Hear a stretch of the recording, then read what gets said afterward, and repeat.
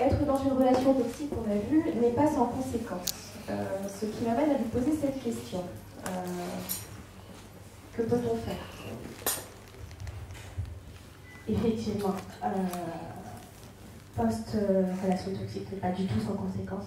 Je vous relève 2 points. Le stress post-traumatique. Comment ce dernier se manifeste? L'évitement.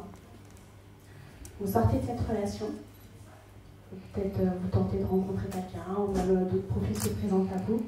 Vous êtes dans ce schéma de peur, de crainte. Vous tentez d'éviter la situation, qu'elle ne se reproduise pas à tout prix. Le fait de revivre de manière consécutive les souvenirs, de se rappeler et de générer des émotions à travers ces souvenirs qui restent, qui sont douloureuses.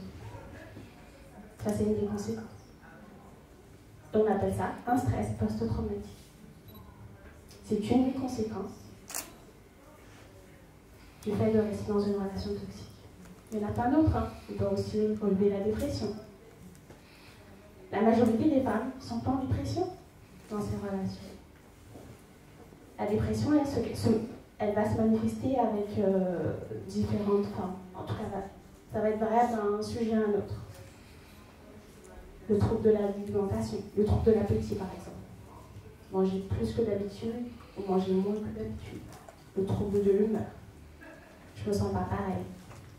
Les activités que j'étais apte à maintenir auparavant, aujourd'hui je n'y arrive plus, je n'y parviens plus. Même m'occuper des enfants devient une charge colossale. C'est énorme. Le trouble du sommeil. Dormir plus ou moins que d'habitude. En tout cas, dormir pas pareil que d'habitude. L'isolement, s'isoler encore plus. Tout ça vont être des caractéristiques de la dépression.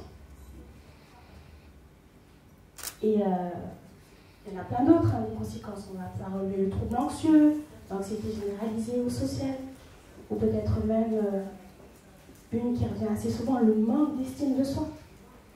Parce qu'on finit par croire ce que le sujet nous a conditionné, ce qui nous a mis en fait.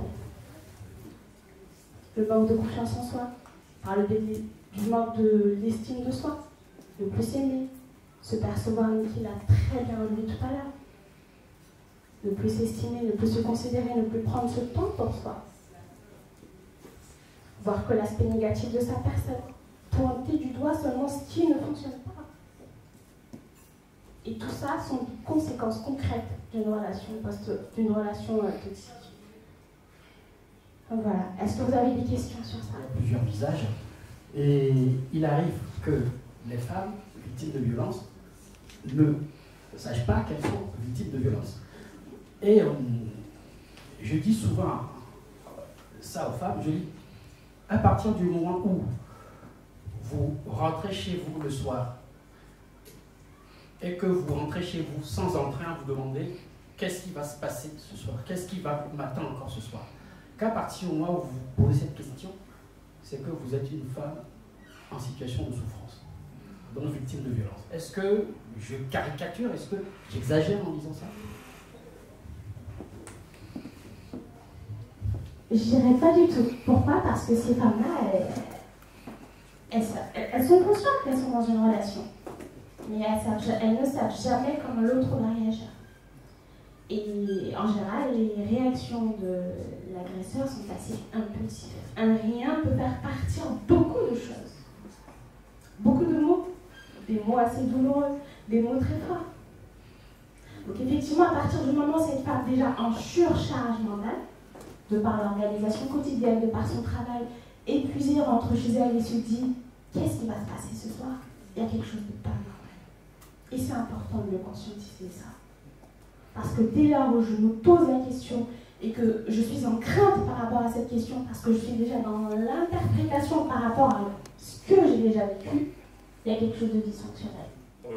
Qui ressent effectivement la perte d'estime de soi, effectivement le surcharge, arrive à faire le déclic pour essayer d'aller vers un accompagnement ou solliciter une aide.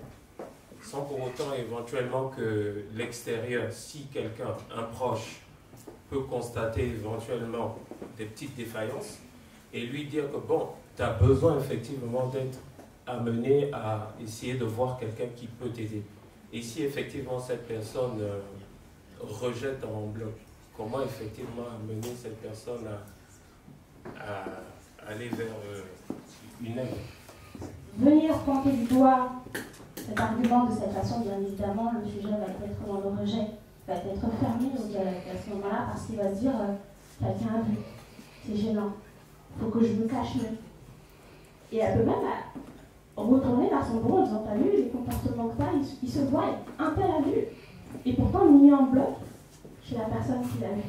Donc l'idée va être d'être dans la bienveillance, dans est-ce que tu te sens bien, comment je peux t'aider. Je pense qu'il y a des choses dysfonctionnelles, mais dans tous les cas, je reste là si tu as besoin. Peut-être aller chercher des articles, envoyer des contacts. Regarde, j'ai vu cette thérapeute qui paraît pas très mal. Elle a des très bons avis sur Google, elle n'a pas pour autant les notes. Un mètre. Et l'idée va être vraiment de montrer sa disponibilité tout en douceur, montrer la compréhension de ce qui se passe et amener le sujet à avoir des solutions concrètes tout en douceur avec bienveillance. Et je pense que là, c'est vraiment là où il faut être présent et être bienveillant. Être plutôt dans la recherche de solutions pour le sujet, avec elle bien évidemment, que plutôt d'être dans la reproche, ou la culpabilisation ou soulever de manière assez brutale les événements qu'on peut se passer, etc. L'accompagner à juste mettre des mots sur ce qu'elle ressent, sur